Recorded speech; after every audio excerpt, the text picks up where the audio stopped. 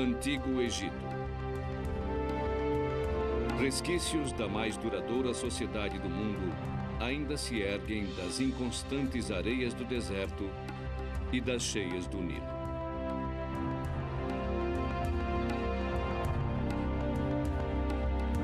Mas durante 1.600 anos, uma parte importante da paisagem ficou escondida.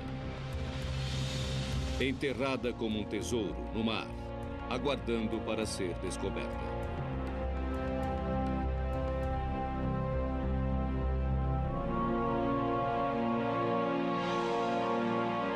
O Palácio de Cleópatra, em busca de uma lenda.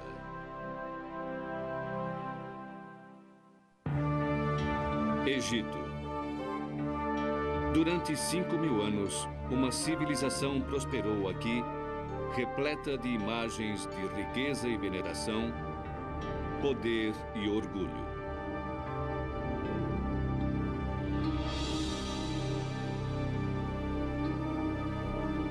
Um povo que possuía uma profunda crença na vida após a morte, que encontrou expressão em imensos templos e túmulos, e que dedicava sua fé ao faraó para guiá-los e protegê-los. Cada faraó deixou uma marca indelével. Ramsés II, o grande construtor do império, e Tutancâmon, o rei menino. Mas a mais famosa de suas rainhas simplesmente desapareceu. Cleópatra, a face que inspirou milhares de lendas. Sua história tem início na Alexandria, uma cidade no delta do rio Nilo, na costa mediterrânea. Foi fundada em 332 a.C. por Alexandre o Grande, que conquistou o Egito para seu sempre crescente império. Depois da morte de Alexandre, a cidade caiu nas mãos de seu general, Ptolomeu I, que estabeleceu o controle grego sobre o Egito. Em 100 anos, a Alexandria se tornaria a cidade mais famosa do mundo. Um glorioso centro cultural e de estudo que atraiu os maiores intelectuais e artistas da época. E enriqueceu como porto comercial entre a Europa e a Ásia. Barcos da Índia e de Roma orientavam-se por seu fabuloso farol, uma das 7 maravilhas do mundo antigo. A ocupação grega da Alexandria e do resto do Egito durou por cerca de 300 anos, até a época de Cleópatra. Rainha Cleópatra, a 7ª. Uma rainha egípcia de sangue grego, ela permanece como um dos maiores enigmas da história. Popular entre os egípcios, Cleópatra foi a primeira governante grega a aprender sua língua.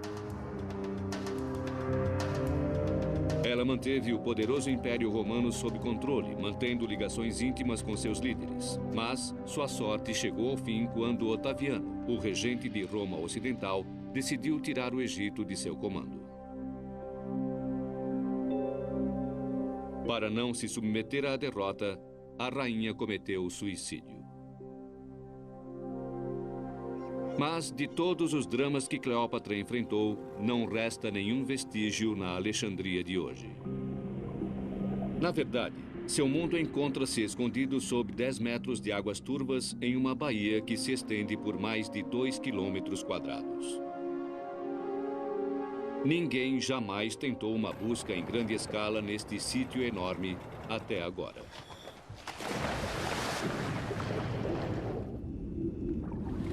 Desde há muito tempo, eu sonhava em vir a este lugar por causa do mistério deste sítio. Para Frank Goddio, 10 anos de planejamento culminaram na expedição deste ano. Ex-consultor financeiro, ele abandonou uma carreira de sucesso para procurar Cleópatra em tempo integral. E é aqui que ele espera encontrá-la. Enquanto explorava a ilha submersa de Antirodos, local do lendário palácio de Cleópatra, sua equipe de mergulhadores encontrou um pedaço de madeira destacando-se dos sedimentos.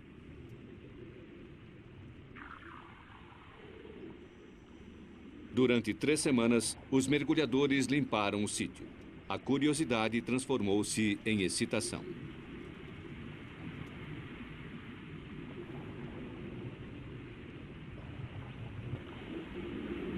São os destroços de um barco antigo, com mais de 30 metros de comprimento. A grande surpresa para a equipe, para mim, nessa temporada, foi a descoberta dos destroços no porto da ilha de Antirodos.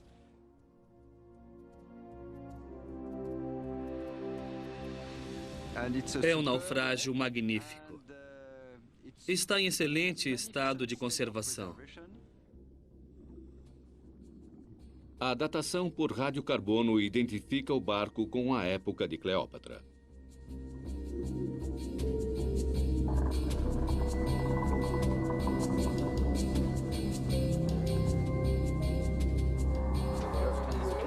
Godiu envia o artista Patrice Sandrin para desenhar o grande barco.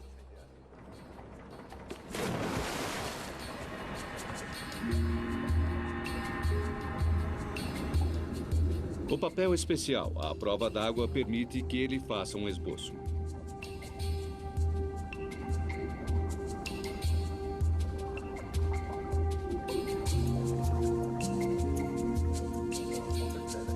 Nós estamos apenas transferindo as medidas tomadas por Patrice lá embaixo. Pouco a pouco, nós vemos a forma dos destroços e todos os detalhes do naufrágio. O tipo de construção vai nos levar a definir quando exatamente este barco foi construído e por quem e com que propósito, o que é muito, muito importante neste caso. Os desenhos de Sandrin e o filme dos destroços são enviados ao Dr. Steve Vinson, da Universidade de Chicago, um especialista em barcos e navegação antigos. Destroços em bom estado são sempre uma surpresa agradável. Na verdade, o lugar onde eles estão mergulhando é a parte inferior do barco, onde todo o limo e sedimentos costumam se depositar. Esta é a área do porão, basicamente. Um modelo computadorizado ajuda o Dr. Vinson a trazer o barco de volta à vida.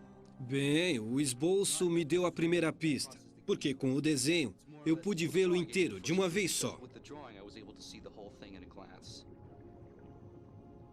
O que nós temos aqui é a viga central, a quilha, que é esta trave longitudinal que vai da frente até atrás. Cruzando a quilha, existem várias traves que vão de lado a lado, que são chamados de costelas ou, mais adequadamente, de armação.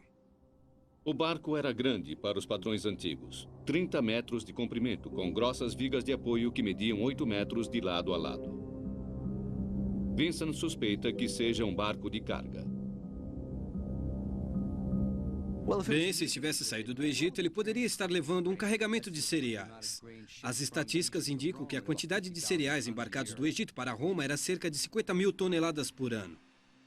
Um barco de carga desse tamanho poderia carregar 300 toneladas de cereais ou vinho acondicionados em recipientes vedados. A opulência do Nilo que tornou Cleópatra rica.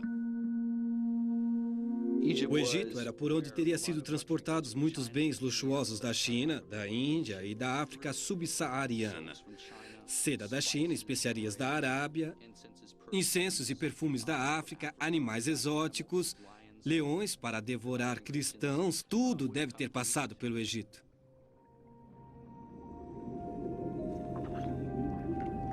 Escondidas entre os destroços do barco, a equipe de Godiu encontra joias em perfeito estado.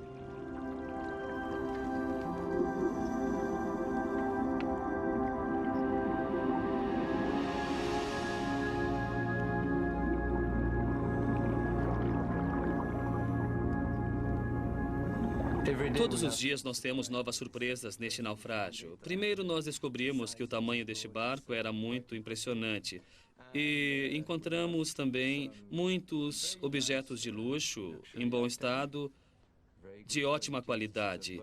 Este é o fundo de uma taça muito fina. uma linda taça, e nós também encontramos esta presilha em marfim. E encontramos um anel de ouro muito bonito.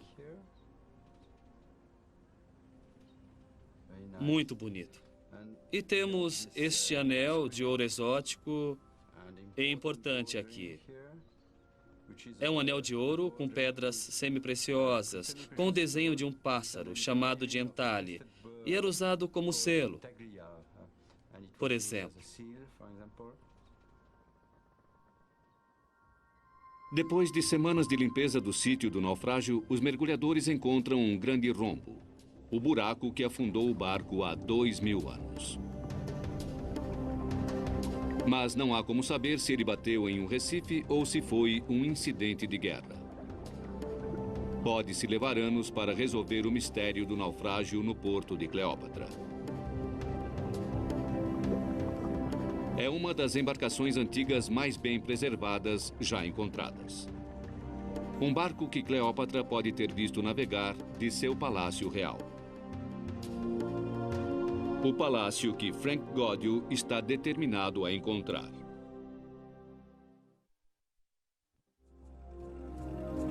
Há 2000 anos, a Alexandria era a cidade mais rica do mundo, maior do que Atenas ou Roma.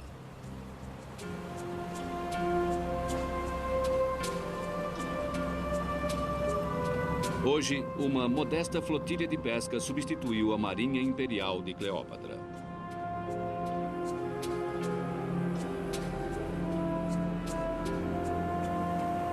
Em algum lugar nestas águas estão os palácios onde ela seduziu os homens mais poderosos da Terra, o poderoso Júlio César e o ambicioso Marco Antônio.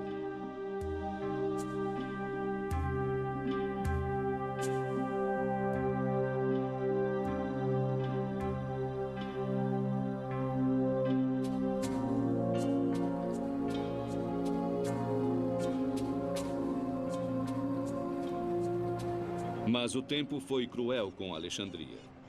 4 séculos depois da morte de Cleópatra, terremotos e uma enorme onda derrubaram o palácio para o porto fronteiriço.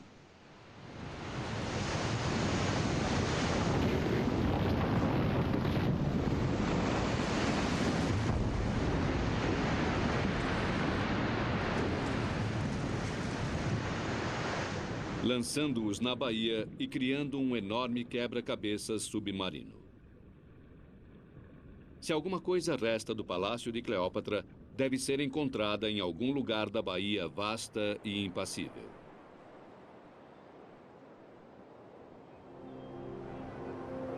Com 2 a 10 metros de profundidade, a baía tem mais de 2 quilômetros quadrados. Gaudio precisa de um ponto de partida para sua caça ao tesouro. Seu único guia é uma tênue voz da antiguidade. Um escriba grego que viajou para Alexandria 3 anos depois da queda de Cleópatra e que escreveu sobre as maravilhas que observou.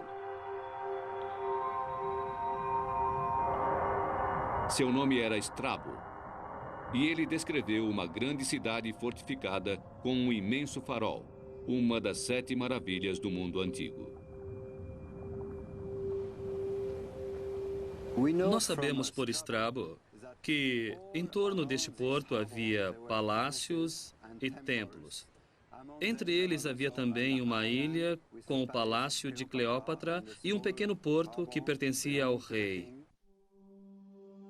Foram feitos muitos mapas baseados nos escritos de Estrabo, mas apenas a exploração submarina pode fornecer os detalhes que faltam.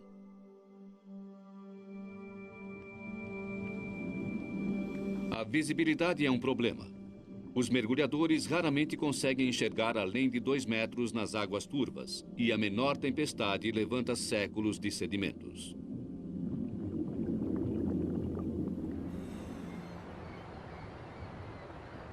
Para localizar o palácio, a equipe de Gaudio usa diversos tipos de sensores para detectar a forma do fundo do mar abaixo deles.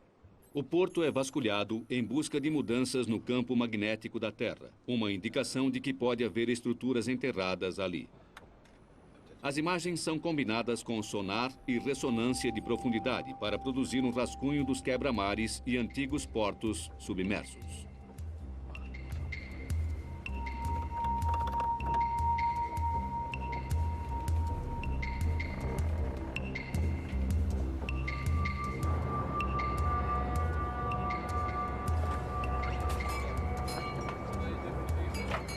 Godio reuniu uma equipe multinacional de mergulhadores e arqueólogos. A equipe de Godio tem 8 semanas para encontrar o palácio, antes que o tórrido verão egípcio transforme a água em um caldo impenetrável. No início, os mergulhadores têm dificuldades em alcançar seu objetivo. Séculos de depósitos de cálcio cobrem as rochas e as relíquias sob quase 1 metro de uma crosta sólida.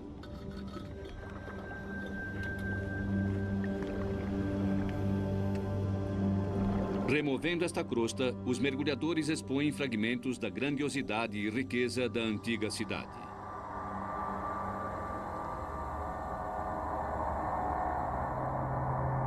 Uma estátua do deus grego Hermes.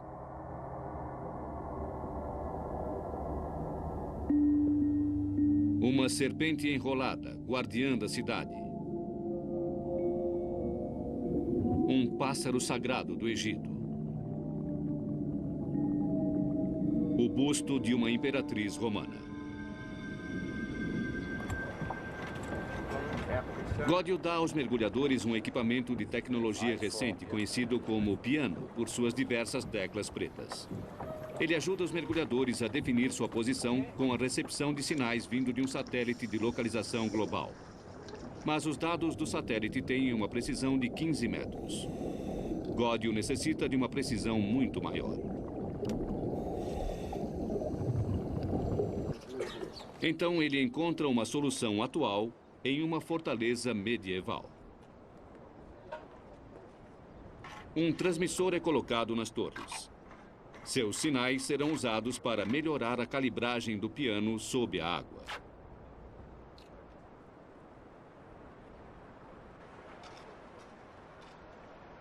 Este receptor está ligado a 2 antenas. A primeira recebe o sinal do satélite.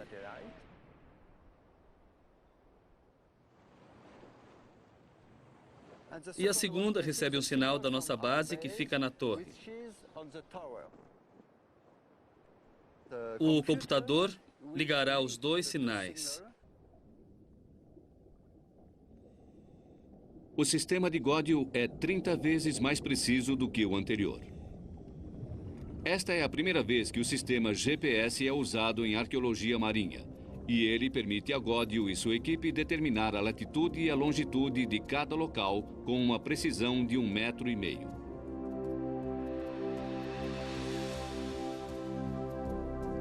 Os resultados da inspeção com o GPS são surpreendentes. Frank Godio consegue desenhar o mapa preciso de uma metrópole desaparecida.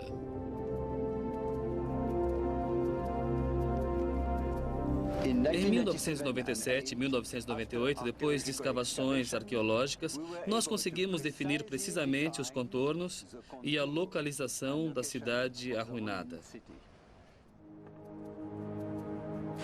A equipe de Godio utiliza boias vermelhas para definir um perfil das descobertas submersas.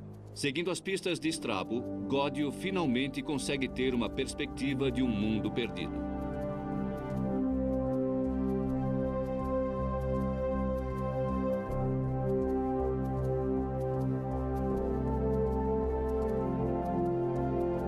Seu mapa dá acesso aos domínios da rainha.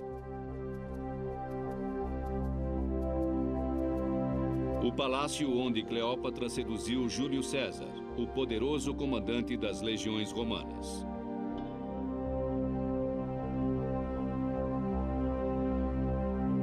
O santuário particular que seu companheiro Marco Antônio construiu à beira-mar alguns meses antes de tirar a própria vida.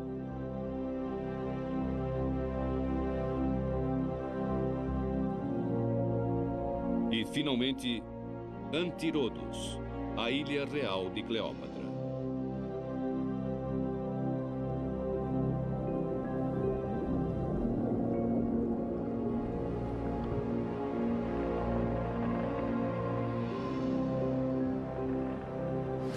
Eu nunca pensei que um dia eu conseguiria mapear todo o Distrito Real. Agora nós sabemos que estamos apenas no início de uma grande aventura científica.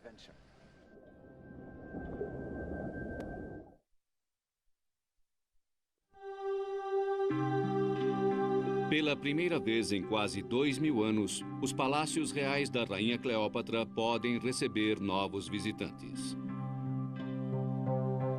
Tendo mapeado o antigo porto de Alexandria, Gódio limita sua busca à ilha submersa de Antírodos.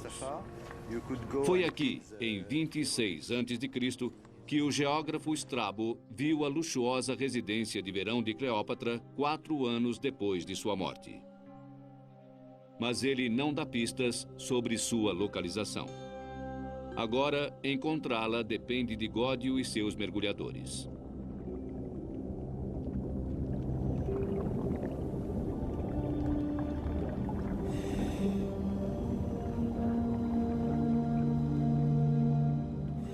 Uma escavação arqueológica é como um grande quebra-cabeças. Informações muito pequenas preenchem os espaços vazios. O sítio em si é imenso, 27 hectares, sob águas tão turvas que a visibilidade é frequentemente limitada ao comprimento de um braço. Quando os artefatos são encontrados, eles precisam ser catalogados ao longo de uma linha do tempo na qual a vida de Cleópatra não passou de um breve instante.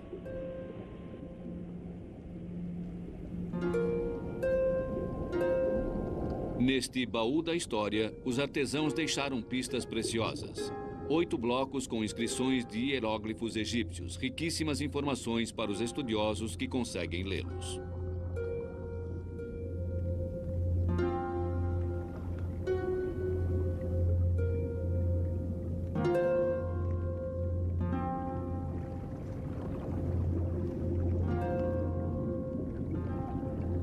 Faixas de silicone flexível são enviadas para baixo para fazer cópias do texto.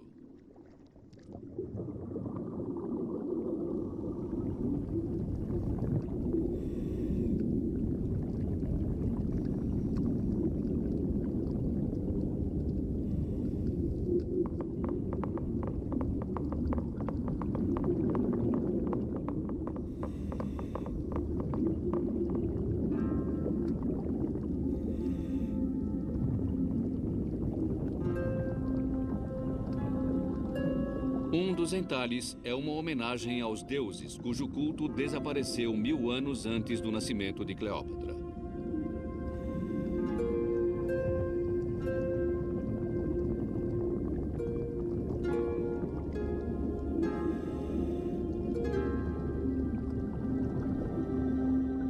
Outras inscrições estão em grego. Um tablete homenageia um imperador que governou 2 séculos após a morte de Cleópatra.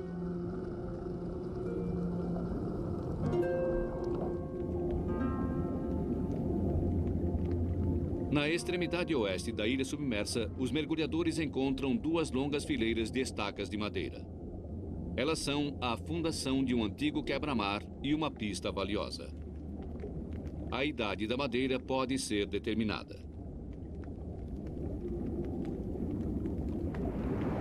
Elas datam do 4º século antes de Cristo e do 5º século antes de Cristo. E isto é muito interessante. O quebra-mar já existia aqui bem antes de Cleópatra.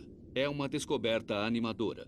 Se ele resistiu todos esses anos, há uma chance de que o mundo de Cleópatra também tenha resistido.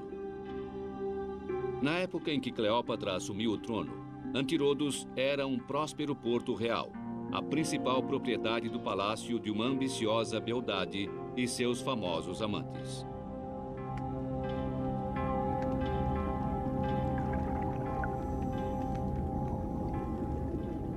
Animado com a descoberta das antigas docas, Gódio procura vestígios dos edifícios do reino de Cleópatra.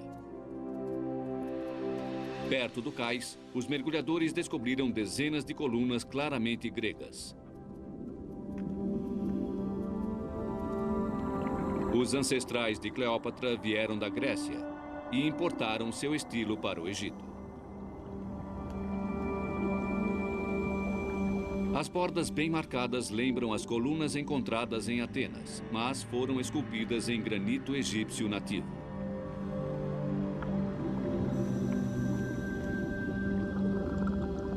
As pedras que estavam colocadas no alto das colunas são decoradas com símbolos egípcios tradicionais.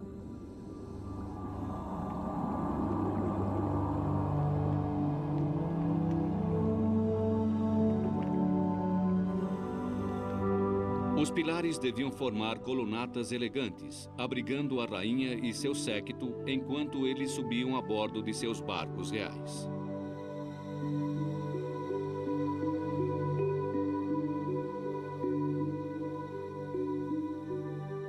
Ancorado acima da ilha submersa de Cleópatra, Gódio está seguindo uma trilha descrita apenas pelo antigo geógrafo Strabo em 27 a.C.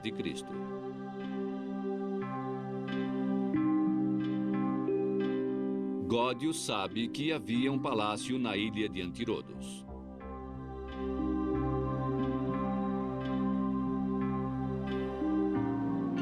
Daqui, a família real deve ter admirado o porto movimentado e o grande farol.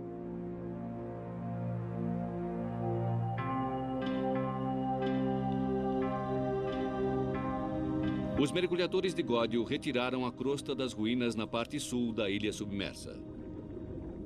Agora, seu trabalho é recompensado.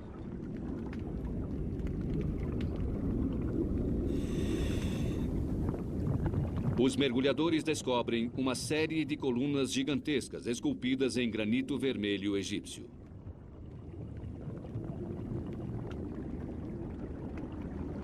Na parte sudoeste da ilha de Antirodos, nós encontramos grande quantidade de colunas em granito vermelho caídas no porto. Nós contamos 60 unidades. Elas são imensas, com mais de 1,20 m de diâmetro. As colunas caídas cobrem 60 metros do fundo da baía.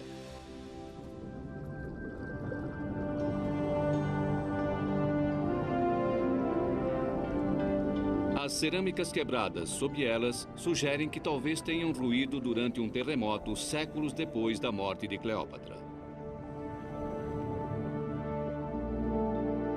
Pinturas de um mundo antigo indicam que as colunas podem ter servido como um portal cerimonial para a ilha.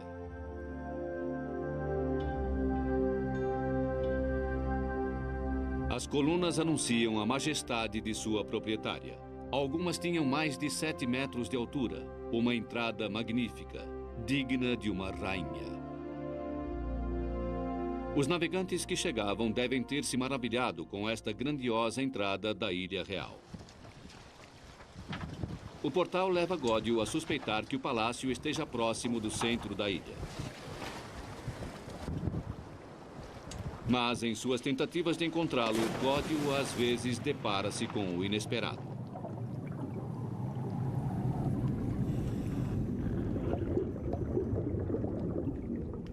Um dia, eu estava mergulhando sozinho na ilha de Antirodos, limpando um bloco de granito. Eu estava buscando uma pista que indicasse que eu estava no caminho certo para descobrir os resquícios do Palácio de Cleópatra. Os hieróglifos no bloco de pedra revelam uma serpente enrolada, lembrando ao explorador a lendária serpente que acabou com a vida de uma rainha de 39 anos. Apesar de não ser do período de Cleópatra, eu encarei isso como um bom sinal para a minha busca. A inscrição diz: Vida Eterna.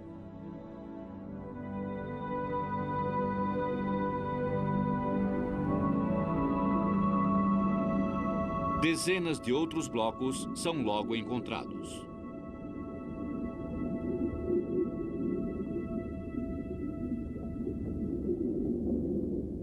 A próxima descoberta convence a equipe de que eles estão no caminho certo. Grandes extensões de pavimentos em pedra calcária, 550 metros em toda a ilha, formando uma série de grandiosas esplanadas. São encontradas ainda mais colunas caídas, colunas que parecem formar uma antiga alameda, provavelmente levando ao palácio. Godio suspeita estar próximo do palácio. Então, ele instrui os mergulhadores para escavar uma vala profunda perto dos pavimentos.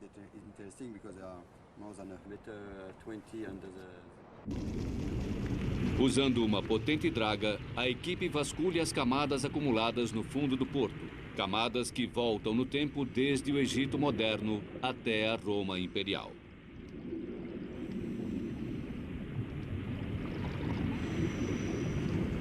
A equipe leva 3 semanas para alcançar a camada em que mais estão interessados.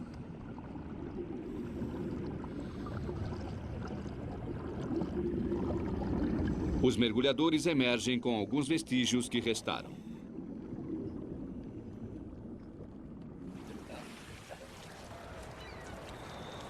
Esta camada que nós encontramos ontem, com estas cerâmicas muito finas, data, nós achamos, da época de Cleópatra. Godio e a arqueóloga norte-americana Emily Titter examinam os artefatos. É uma bela peça, sim, com um acabamento como... Sim, um prato, um trabalho muito bom. Potes e copos que podem ter sido usados por Cleópatra e sua corte real. Uma pequena lâmpada a óleo. Bonito, hein? Não, esse é bem diferente do que encontramos antes. Está em perfeitas condições. Enquanto isso, uma outra equipe de mergulhadores fez uma descoberta significativa. Onde o pavimento termina abruptamente, aparecem imensos blocos de pedra. Incerto sobre os propósitos dos blocos, Godio decide escavar em torno deles para ver se existem sinais de alguma coisa importante. Um palácio, é claro, é um monumento importante. E para um monumento importante, você precisa de uma base bem sólida. Os mergulhadores de Godio começam a escavar através dos séculos. Uma série de fundações de madeira aparece marcando o contorno de uma estrutura com 62 metros de comprimento, grande o bastante para suportar os blocos da construção que a equipe havia encontrado antes. Godio está convencido de que esta deve ser a fundação do Palácio de Cleópatra.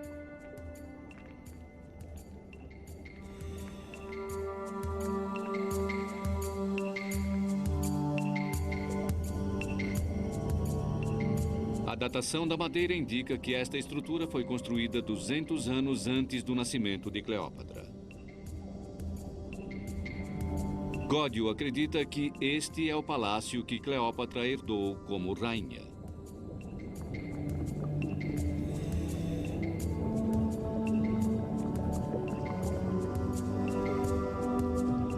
O que significaria, ele encontrou as ruínas da residência de Cleópatra na ilha.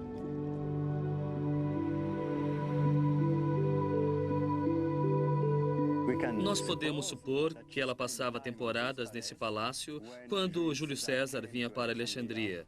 Ou depois, Marco Antônio, é claro. A arte clássica dá pistas sobre a aparência do palácio. Altas colunas gregas erigidas em solo egípcio. Altivos dosséis que forneciam sombra para a realeza. Mas como era realmente o palácio?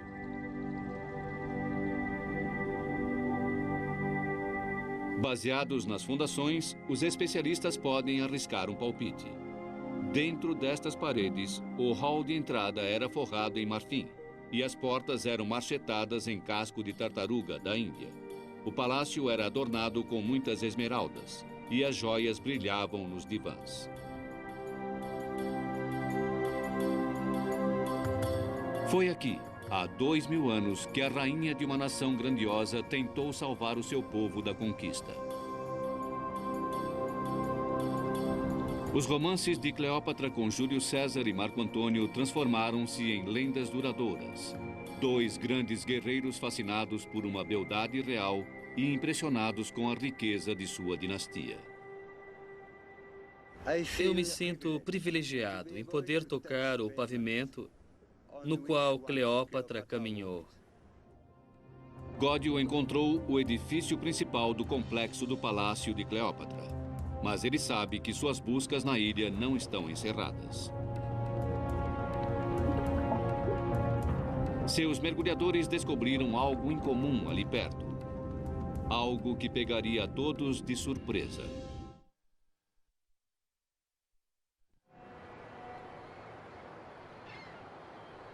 Tendo encontrado a ilha submersa onde Cleópatra governava como rainha, Frank Godio está procurando por um outro edifício.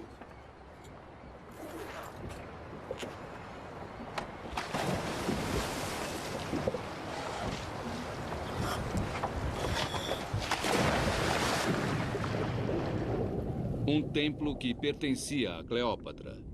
Seu santuário particular. Os mergulhadores passaram 2 anos procurando por ele. Godio está convencido de que ele ainda está lá.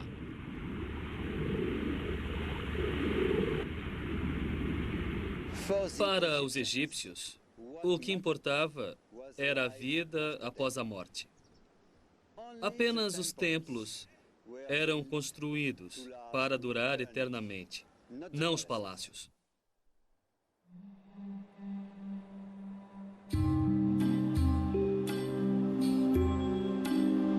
Um templo a centenas de quilômetros ao sul ainda anuncia a imortalidade de Cleópatra.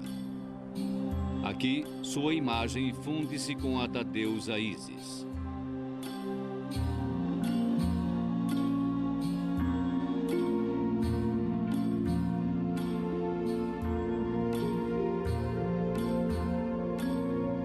Ísis controlava o poder da fertilidade. As mulheres imploravam por suas bênçãos para seus filhos.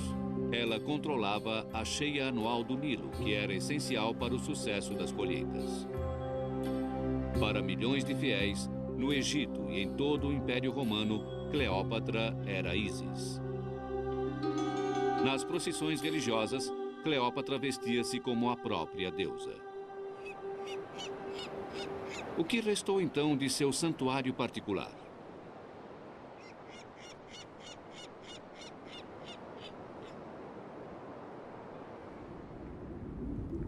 Os mergulhadores vasculham uma área da ilha submersa perto da praia.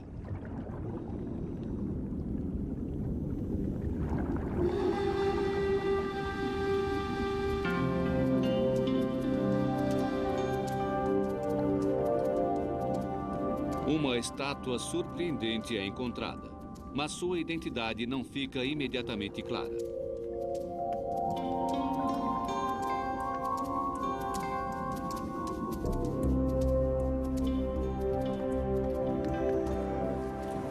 Ela seguirá para a superfície para mais pesquisas. Para erguer a estátua, Godio e o engenheiro Jean-Jacques Roussard preparam um lento e cuidadoso guincho para evitar que a estátua seja feita em pedaços nas pedras irregulares do pavimento abaixo.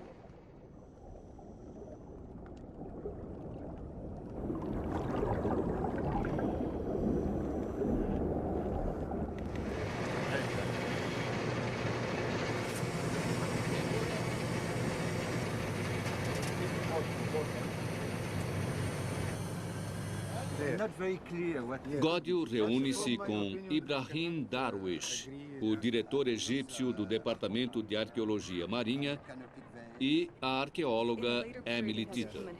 O mais provável é que venha de um pequeno santuário da deusa e este seria o ponto principal do templo. Então o mais provável é que seja um sacerdote, um sumo sacerdote segurando canopos.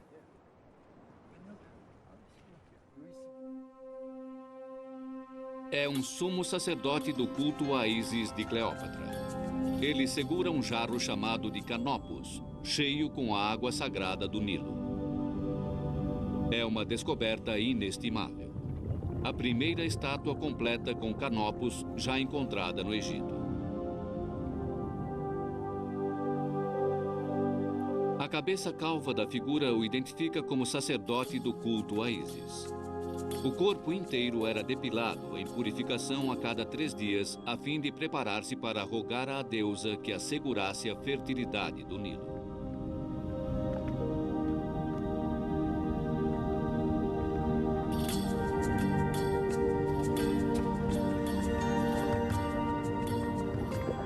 Mas uma coisa ainda mais espetacular aguardava sob as águas. 2 esfinges perfeitas.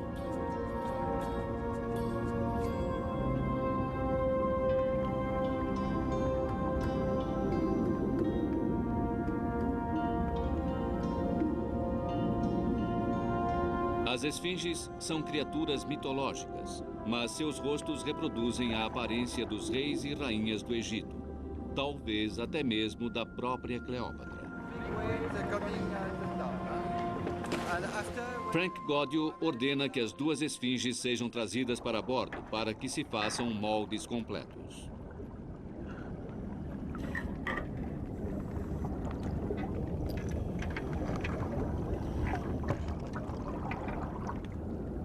Durante 2000 anos, as esfinges estiveram escondidas dos olhos humanos. Agora, por alguns minutos de ansiedade, elas sobem na direção do céu.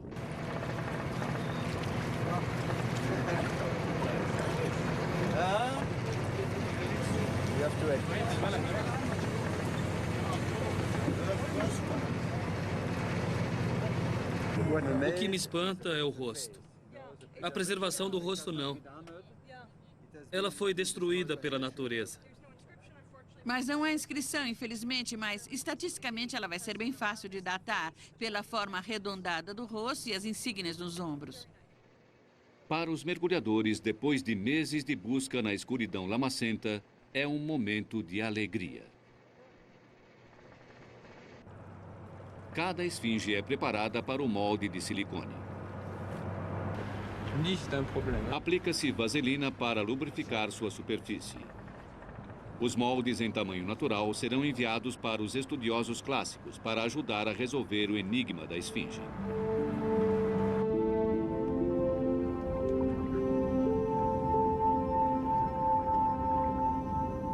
A descoberta logo demonstra ser uma revelação. Uma das esfinges tem a aparência do pai de Cleópatra, o rei Ptolomeu XII. A própria rainha deve ter olhado para este rosto.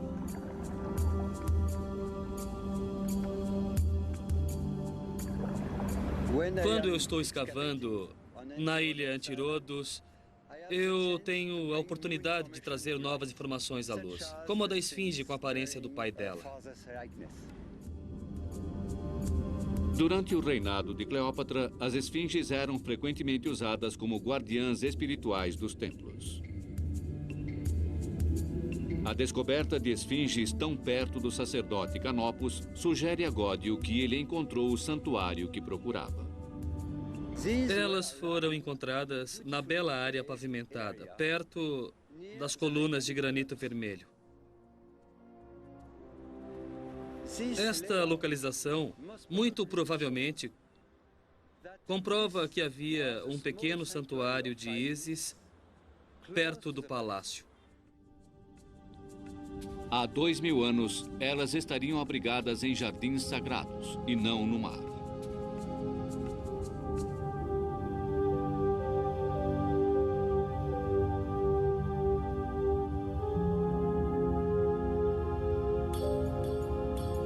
Como a deusa Ísis incorporada em um ser humano, Cleópatra teria liderado as procissões aqui. Rituais sagrados e abençoados pelos sacerdotes de Ísis, purificados com as águas sagradas do Nilo dos jarros Canopus.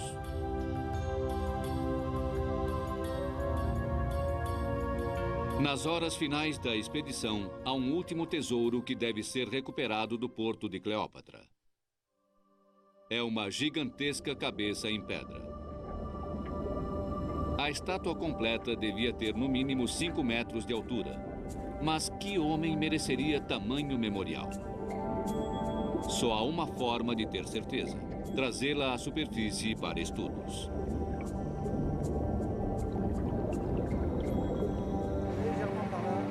Godio imediatamente reconhece o rosto.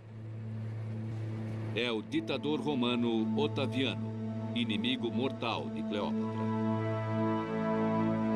Quando seu poderoso exército invadiu a Alexandria, Cleópatra preferiu suicidar-se a render-se.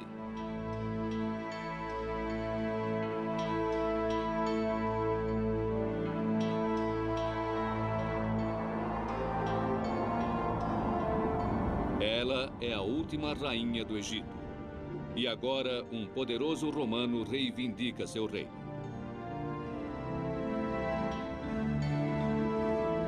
Depois de 2000 anos, Frank Gaudio alcançou o mundo dela.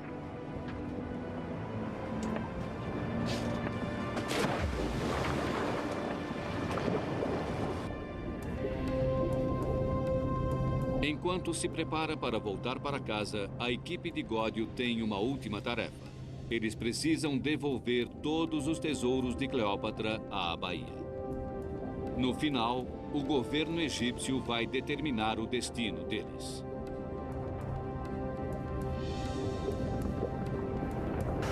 Há 10 anos, eu decidi assumir este importante projeto, tentando encontrar alguns resquícios da cidade submersa de Alexandria.